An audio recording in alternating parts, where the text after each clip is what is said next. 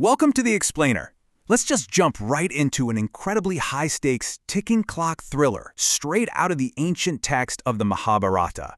We're looking at a story that completely blends magic, morality, and this totally unavoidable countdown.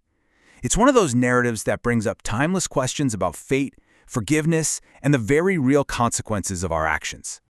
Seriously, think about that for a second. What would you do if you were a wildly powerful king, sitting right there on your throne, and you suddenly found out you had exactly 7 days left to live? And I don't mean a generalized warning from a doctor about your health, but a guaranteed, magically binding deadline. This isn't just a fun hypothetical scenario. This is the terrifying reality that King Parikshit of the Kuru race had to face. It's a literal ticking clock, and every single second brings him closer to a prophesied doom. Part 1. The Unbreakable Curse, a clash of father and son. But before we actually get to the king and his reaction to this horrific news, we really need to understand how this fate was sealed. The inciting incident kicks off in the quiet of a forest, and there is this stark contrast between two very different mindsets. On one side, you have the son, Sringin. He's hot-headed, entirely consumed by rage, and incredibly stubborn. He boldly declares that whether his act was rash or improper, his words shall never be in vain. Basically, no way is he taking back his curse. On the other side, we have his wise father, the great ascetic Samika. Samika is desperately pleading for peace. He warns his son that wrath surely decreaseth the virtue. He doesn't see this curse as a victory at all, but as a massive, tragic mistake. So what exactly does Samika mean when he talks about this virtue? Well, in this context, ascetic virtue is basically this immense spiritual power and elevation that you acquire through years of intense discipline, fasting, and painful devotions. You can think of it like a massive bank account of spiritual capital. And the Father's urgent warning is that while peace brings success, a single moment of uncontrolled anger, like say casting a lethal curse in a fit of rage, can absolutely wipe out all of that spiritual progress. Samika is telling his son that forgiveness opens up worlds beyond reach, but wrath just leaves you completely spiritually bankrupt. Part 2. Delivering the fatal news. The messenger arrives. Despite the father's really beautiful plea for forgiveness, the son's curse is already out there in the universe. It's done. It cannot be taken back. So Samika sends his well-mannered disciple Gaurmukha straight to King Parikshit's palace to deliver the fatal news. Gaurmukha arrives, is treated with deep respect, and then he just has to lay out the cold, hard facts to the king and his ministers. Let's break down these parameters. First, the crime. The king, in a moment of utter disrespect, had placed a dead snake on the shoulder of Samika, who was observing a vow of silence. Second, the curse. For this specific act, the hot-headed son decreed the king would die by the venom of the snake prince, Takshaka. Third, the deadline. The strike is going to happen within exactly 7 nights. And finally, the terrifying reality. Gaurmukha admits that even the father cannot falsify or reverse his son's curse. The doom is completely locked in. Now, you'd probably expect the king to just completely lose it, right? To panic or scream or rage against the heavens. But his reaction is profoundly different.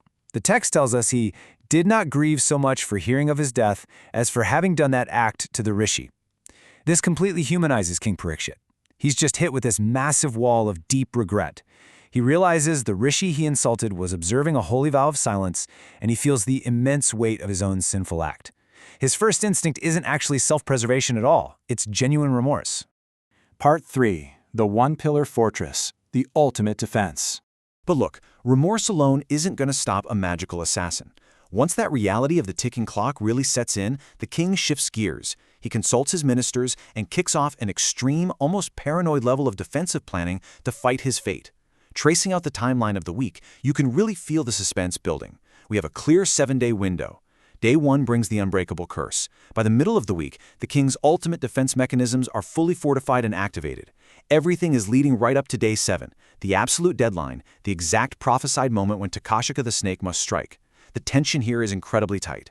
Let's break down this seemingly impenetrable security protocol. Step 1. He doesn't just lock his bedroom door. He takes social isolation to a literally mythical level. He has an entirely new mansion erected, balancing perfectly upon one single solitary column, just to isolate it from the earth.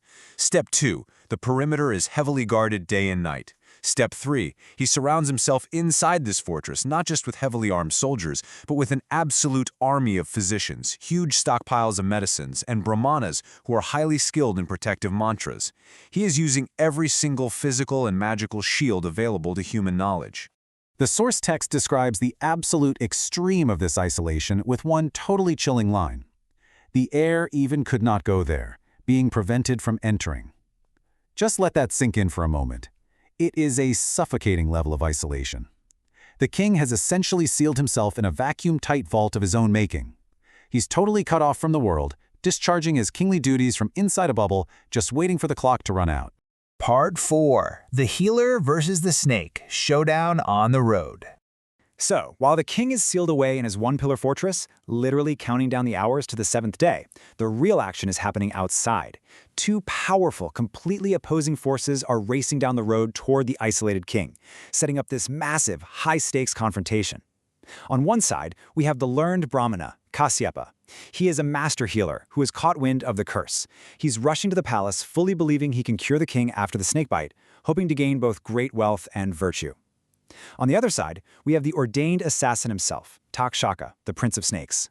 But Takshaka is moving in disguise, taking the form of an old Brahmana. The healer bringing medicine and mantras is about to cross paths with the disguised bringer of doom. The disguised snake prince figures out exactly what the healer is trying to do.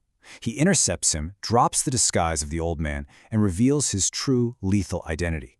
He issues this incredibly direct, arrogant challenge to Kasyapa, saying, "I am that Takshaka who shall burn that lord of the earth. Stop, for thou art unable to cure one bit by me." He is just supremely confident in the unstoppable power of his venom and the inevitability of the curse. But Kasyapa? He doesn't even flinch. He stands his absolute ground against this mythical, terrifying creature. He delivers this wonderfully confident rebuttal, declaring, "I am sure that possessed of the power of learning, going thither I shall cure that monarch bit by thee." This sets up the ultimate clash. We aren't talking about a battle of swords here. It is a battle of human skill, knowledge, and scientific ambition against ancient magic and divine poison. And really, that brings us to the core philosophical dilemma of this entire narrative. As the 7th day finally arrives, the king sits trembling in his airtight one-pillar mansion. Outside, a master healer and a mythical assassin face off on the road, testing the absolute limits of knowledge against fate. It leaves us with a profound question to ponder. When a ticking clock is set by the universe itself, can human learning, preparation, and medicine ever truly defeat ordained destiny? It's a question that echoes all the way from the ancient verses of the Mahabharata right down to our modern struggles for control. Thanks so much for exploring this incredible text with me.